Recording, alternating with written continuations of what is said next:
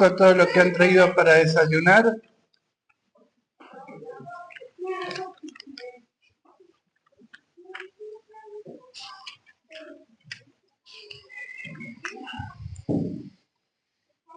Vamos a esperar un poquito a las hermanas que están en la cocina. Vamos a esperar. Bien, les agradecemos a todos por la invitación de poder participar en esta mañana, en este encuentro que se titula Encuentro Misionero, y no podemos hablar de otra cosa que no sea de las misiones.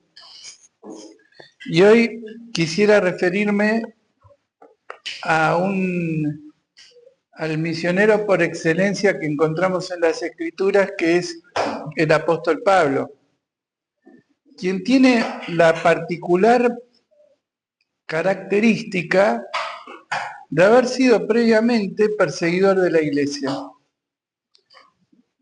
Y esos son los cambios que Dios puede hacer. Cambios radicales, ahí va. Cambios radicales en la vida. Cada uno sabe de dónde el Señor lo sacó. Y veremos en el día de hoy de dónde lo sacó Dios a Pablo para que él llegue a ser ese misionero que fue. Vamos a abrir las Biblias, los que tienen Biblias de papel o los que la tienen en el teléfono, en Hechos capítulo 8.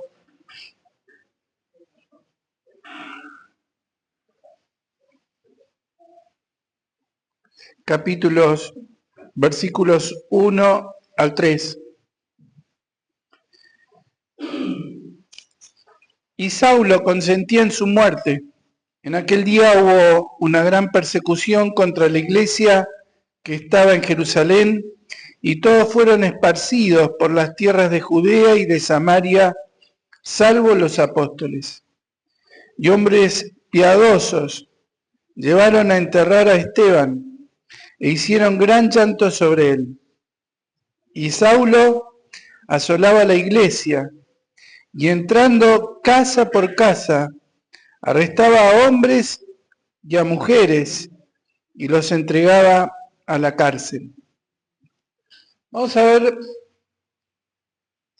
4P en este pasaje, 4P, para tratar de recordar bien lo que vamos a ver hoy. La primer P tiene que ver con la persecución. Y el pasaje comienza contándonos que Saulo consentía en su muerte. ¿A quién se refiere? Evidentemente está relacionado con el capítulo anterior, el capítulo 7, donde se narra el apedreamiento de Esteban. Y por la gracia de Dios, nosotros podemos decir que en nuestro país hay libertad religiosa. Justamente hace pocos días atrás, el 28 de octubre, se celebró el Día de la Libertad Religiosa. Y agradecemos al Señor por ello.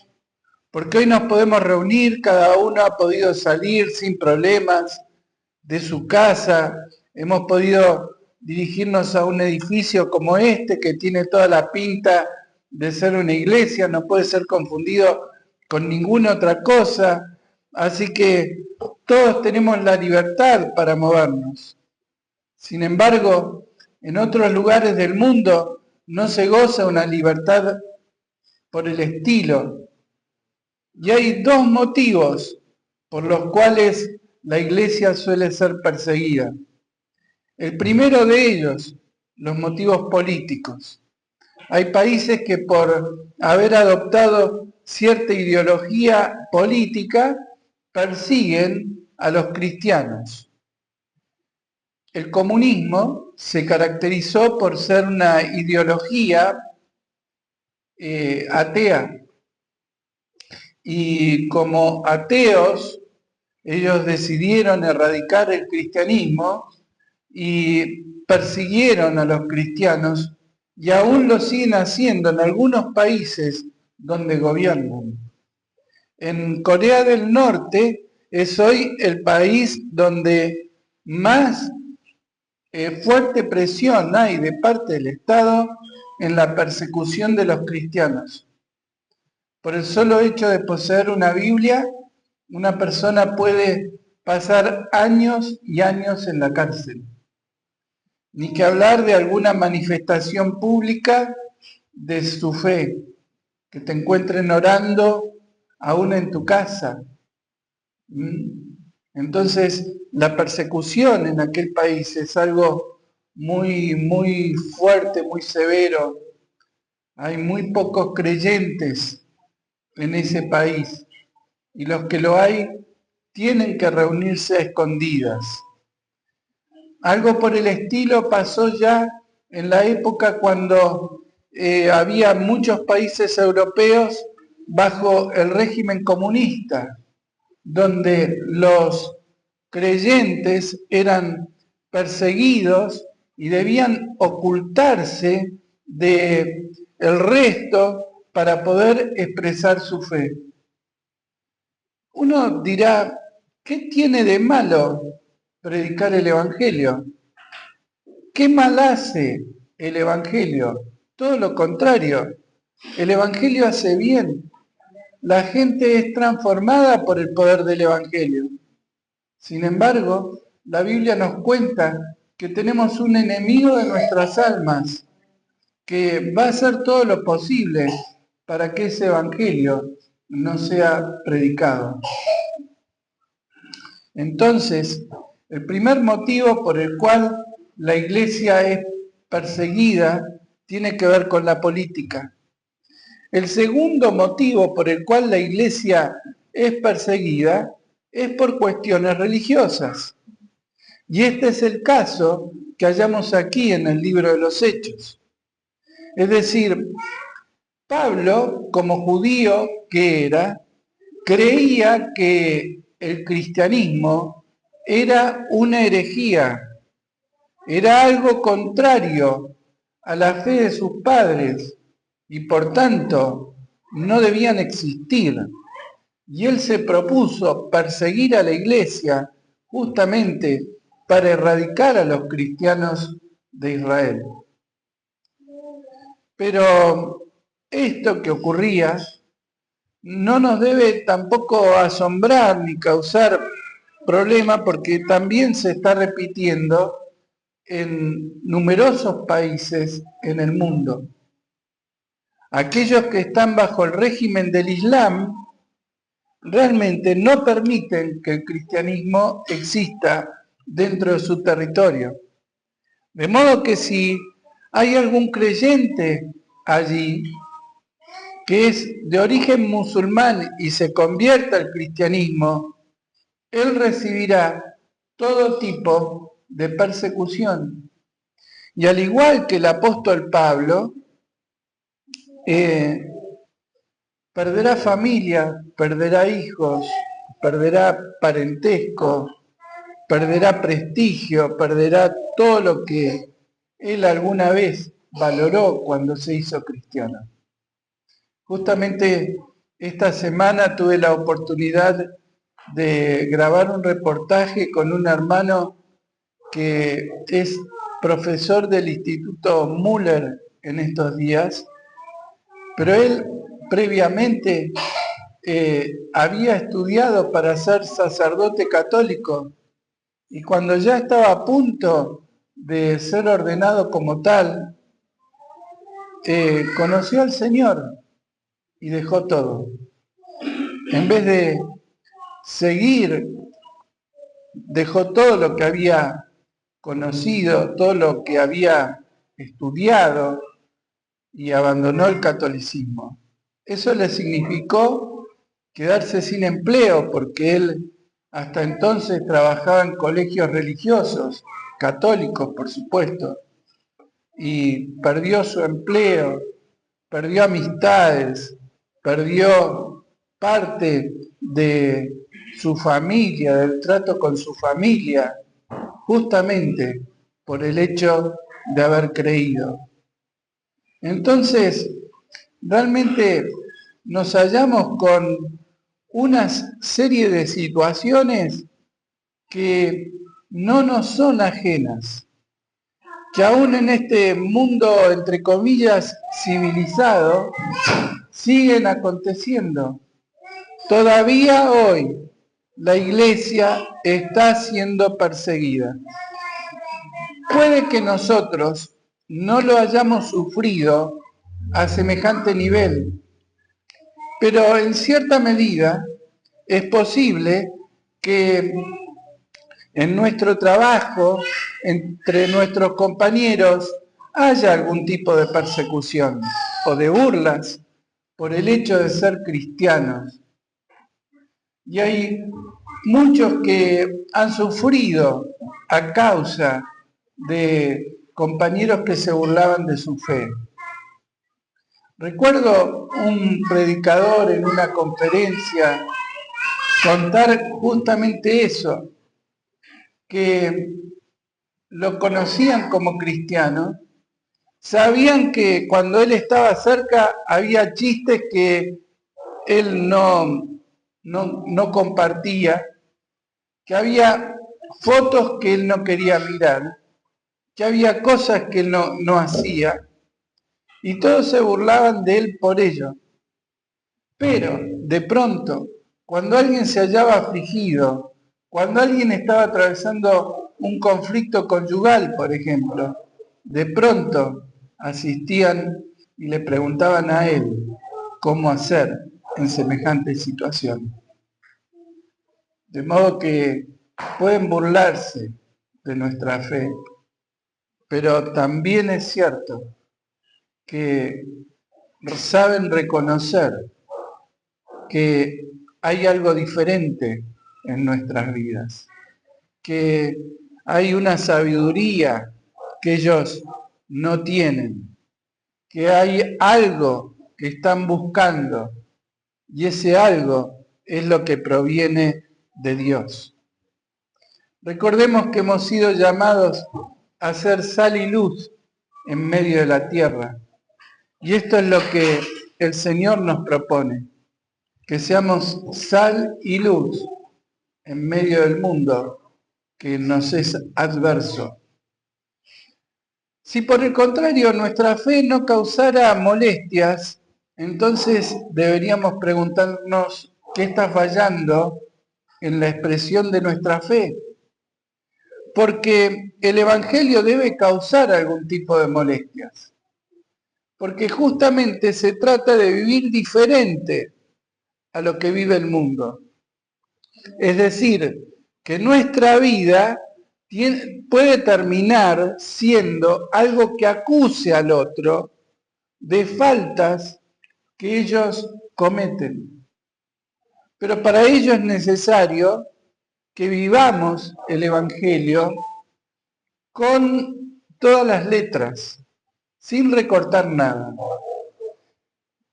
Puede que eso cause molestias, pero es nuestro deber vivir de una manera diferente. Hemos visto entonces, en primer lugar, la P de persecución. Pero veremos en segundo lugar la P de piadosos. En el pasaje previo, lo habíamos mencionado, se narra la ejecución de Esteban. Esteban fue apedreado y su cuerpo quedó allí, tirado. Imaginen cuán difícil debe ser ver el cuerpo de alguien que fue apedreado, ¿no? No debe ser algo digno ni lindo de ver. Su cara deformada, su cuerpo lastimado, su sangre esparcida. No debe ser muy grato ver un cuerpo así. Pero estos hombres piadosos, creyentes en Cristo Jesús, tomaron ese cuerpo y le dieron sepultura. Ahora, es importante notar que no importa lo que suceda con el cuerpo, Esteban, ¿dónde estaba ya? En el cielo, con el Señor. Cuando un creyente muere, ¿a dónde va? Al cielo, en forma inmediata, a estar con el Señor. Y eso nos provee de consuelo. Todos aquellos que tenemos seres queridos que han partido y que eran del Señor, sabemos que están con el Señor y que están mucho mejor que nosotros en estos momentos. No nos podemos imaginar cuán grande y cuán hermoso es el cielo. Tampoco nos podemos imaginar lo que puede significar una vida sin dolores, sin problemas de salud, sin el roce con el pecado. No nos podemos imaginar lo que significa no tener malos pensamientos siquiera, porque allí estaremos en otro nivel, ya sin contacto con el pecado. Por tanto, lo que sucede aquí con el cuerpo, en un sentido, es indistinto, porque el alma ya está con el Señor. ¿Qué pasaría con alguien cuyo cuerpo haya desaparecido? ¿Va a poder resucitar? La Biblia nos cuenta que a pesar de todo va a resucitar. No importa lo que suceda con este cascarón vacío, porque allí no está la vida. La vida eterna está en el ser interior. Y la Biblia nos indica que algún día resucitaremos. Cuando alguien ha muerto en una explosión, por ejemplo, cuyo cuerpo desapareció porque fue partícipe de una explosión, no perdió su existencia, sino que él volverá a la vida. Dios se encargará de su resurrección y su cuerpo volverá a vivir. Por tanto, no tendríamos que tener miedo con lo que suceda con nuestro cuerpo una vez que ya no estemos. Pero igualmente, estos hombres piadosos entendieron que como señal de respeto hacia la figura de Esteban, era necesario darle sepultura. Y estos hombres, al hacerlo, estaban poniendo en riesgo su propia vida porque se estaban identificando con Esteban. Entonces, estos hombres abiertamente estaban diciendo a aquellos que habían matado a Esteban que ellos también creían lo mismo que creía Esteban y lo iban a sepultar de igual manera. El ejercicio de la piedad, según este pasaje, demanda riesgos. Muchas veces cuando nosotros entendemos que es necesario ayudar a alguien que está padeciendo una situación, asumimos un riesgo, porque no necesariamente nos va a devolver con la misma moneda ese favor que le hicimos.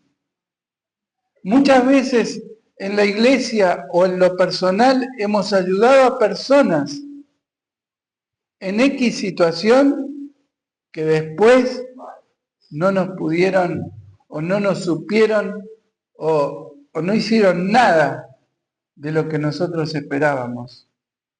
No expresaron agradecimiento, se desvincularon en forma inmediata de nosotros.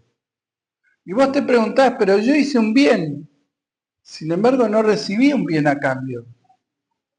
Y hay veces, hay un dicho que dice, haz el bien sin mirar a quién, pero haz el bien también sin esperar nada.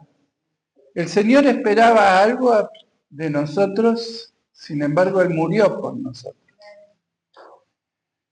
Y en la iglesia necesitamos personas que ejerzan la piedad tal cual estos hombres, que sin medir riesgos adoptaron una posición y le hicieron un favor de respeto, una señal de respeto hacia Esteban, de respeto a la familia de Esteban que haya sobrevivido también, y hicieron este bien. Si surgiese una necesidad en la iglesia, ¿estás dispuesto a ejercer la piedad de manera práctica, como lo hicieron estos hombres? Necesitamos hombres y mujeres piadosas, pero no solamente de la piedad de la boca para afuera, sino que ejerzan la piedad con acciones concretas, como la que realizaron estos hombres. Qué bueno es pensar en ello, que de pronto el Señor nos quiere utilizar y que nosotros no nos neguemos a ese deseo que tiene Dios, que seamos utilizados por Él. Hombres y mujeres piadosas que necesitan ponerse en acción. La piedad en acción. Tercer P. En este caso es la P de la prisión. Dice que Pablo asolaba, o Saulo mejor dicho, asolaba a los creyentes, yendo casa por casa, y dice, arrastraba a hombres y a mujeres. Ahora, yo imagino, donde hay hombres y mujeres juntos, ¿qué hay también en el medio? Niños. Yo me pregunto qué habrá pasado con aquellos niños. ¿Habrán sido llevados con sus padres? ¿Habrán quedado solos en la casa? ¿Habrán ido con algún pariente? ¿Qué habrá pasado con aquellos niños? La Biblia no nos cuenta, pero es una faceta más de lo terrible que fue esa persecución. Y no es de extrañar que muchos padres de familia, al ver esta situación tal cual estaba planteada, de pronto huyeran de Jerusalén, porque tenían temor, no solamente por ellos mismos, sino por sus familias. Y esto nos habla de cuán responsables debemos llegar a ser. Y como padres, hay veces tenemos que tomar decisiones drásticas. Y estos hombres y mujeres estuvieron dispuestos a hacerlo. Abandonaron sus viviendas y se fueron a otro lugar. Ahora, cuando hay estos traslados masivos de gente, se produce un problema también en la ciudad donde caen. Porque imaginan ustedes de pronto que miles y miles de personas de otros lugares caigan todas juntas a una ciudad. Es un problema. Y eso se conoce hoy día como la crisis de los refugiados. Entonces, de pronto hay zonas donde se empiezan a poblar con carpitas o a hacerse casitas como pueden para justamente salvarse de la persecución. Y es parte también del drama que aquí se está describiendo. Una situación tremenda generada por el apóstol Pablo, por quien después sería el apóstol Pablo. Entonces, al hablar de la persecución, también estamos viendo un drama humano, un drama social que se genera. Pero aún así, si siguiéramos leyendo, la Biblia nos muestra que estos creyentes que fueron perseguidos, ¿qué hicieron en el lugar donde fueron? Predicaron el Evangelio. O sea, no se curaron, no se callaron la boca, sino que continuaron anunciando que en Cristo hay salvación. Y esto lo deberíamos subrayar. Estoy comunicando a otros el mensaje de salvación. Me he atrevido a decirle a mis familiares, a mis amigos que soy cristiano. Les he presentado el plan de salvación. Los he invitado a alguna actividad especial de la iglesia. Los he contactado con personas cristianas. Los he invitado a escuchar la radio, por así decirlo. ¿Qué he hecho por aquellos que están a mi lado? Y esta es una pregunta valedera. ¿Me he atrevido a predicar el Evangelio? Aun cuando esto signifique sufrir, ¿estuve dispuesto a predicar el Evangelio? Qué bueno y cuán importante sería que realmente lo hagamos. Que seamos como aquellos creyentes que tuvieron que sufrir, pero a la vez estuvieron dispuestos a predicar el Evangelio. Pero hay una P más que no es mencionada en los versículos leídos, que es la de P de preservación. Y tiene que ver con la preservación de la iglesia, a pesar de todo.